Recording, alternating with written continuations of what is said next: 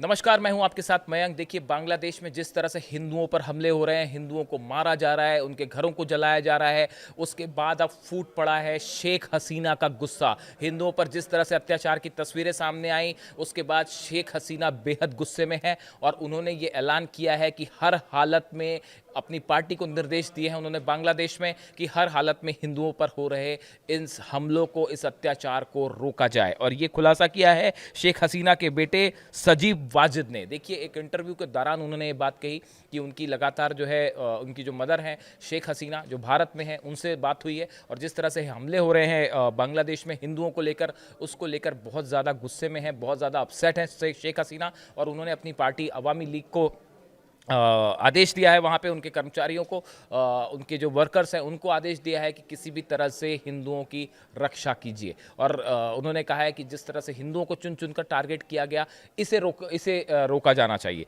देखिए, उस्मान हादी की जिस तरह से हत्या हुई बांग्लादेश में, उसके बाद आज जो है उनको सुपुर्द खाक किया गया और उनको जो है दफना दिया गया। उसमें लाखों की संख्या में लोग मौजूद रहे। अब सवाल अभी भी ये है कि उस्मान हादी की हत्या क्यों हुई और उसके बाद हिंदुओं को क्यों टारगेट किया गया। जिस तरह से देखिए, हमने देखा एक हिंदू लड़के दीपू को जिस तरह से उसकी हत्या हुई और पेड़ से लटका कर उसको जला दिया गया, जिसके बाद जो है हिंदुओं में ज़बरदस्त गुस्सा देखा गया। और भारत की फोर्सेज ने, आर्मी ने जो है वो बांग्लादेश बॉर्डर पर जो है बड़ा मूवमेंट किया है और पेट्रोलिंग बढ़ा दी है। बड़ी संख्या में आर्म फोर्सेज भारत की जो है वो बॉर्डर पर पहुंच चुकी है।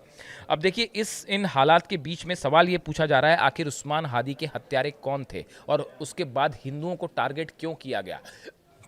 कहा यह जा रहा है, कुछ एक्सपर्ट्स इस तरह की बात कर रहे हैं।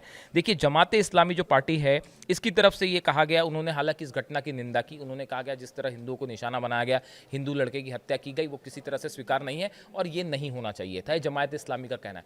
लेकिन कुछ एक्सपर्ट्स ये मानते हैं कि हो सकता है कि उस्मान हादी की हत्या के पीछे उसके ही किसी करीबी का हाथ हो, या हो सकता है जमात इस्लामी का ही इसमें हाथ हो और आने वाले चुनाव में जमात इस्लामी को फ़ायदा पहुंचाने के लिए, उसके फेवर में एक हवा बनाने के लिए, इस तरह से जो है पूरे हालात का फ़ायदा उठाने के लिए किसी करीबी ने ही उस्मान हादी की हत्या कर दी हो। ये एक बड़ी साजिश हो सकती है और उसका परिणाम ये हुआ कि हिंदुओं पर हमले होने लगे, हिंदुओं को टारगेट किया जाने लगा। अब देखिए, इसके साथ ही एक बात ये भी कही जा रही है कि कुछ एक्सपर्ट्स इस तरह की बात कर रहे हैं कि मोहम्मद यूनिस सरकार को भी फ़ायदा पहुंचाने की कोशिश हो सकती है कि जो अगले साल चुनाव होने वाले हैं, उन चुनावों को टालने के लिए, उन चुनावों को पोस्टपोन करने के लिए ये एक बड़ा प्लॉट हो सकता है जो तैयार किया गया हो। अब इसकी हकीकत जांच के बाद ही सामने आएगी, लेकिन जांच कैसे हो, बड़ा सवाल ये है।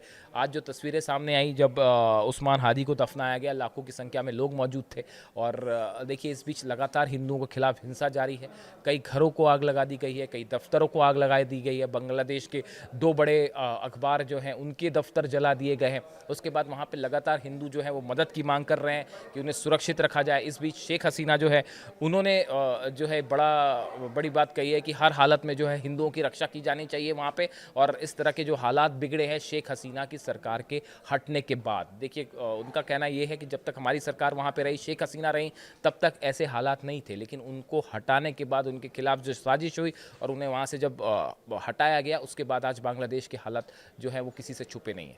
तो इससे जुड़ा जो भी अपडेट होगा हम आप तक पहुँचाएंगे। बांग्लादेश में हिंदुओं की क्या हालात हैं और उनके ऊपर आगे हमले होते हैं, नहीं होते हैं, क्या हमले रुकते हैं, इन सब पर हमारी नज़र होगी। जो भी अपडेट होगा आप तक पहुँचाएंगे।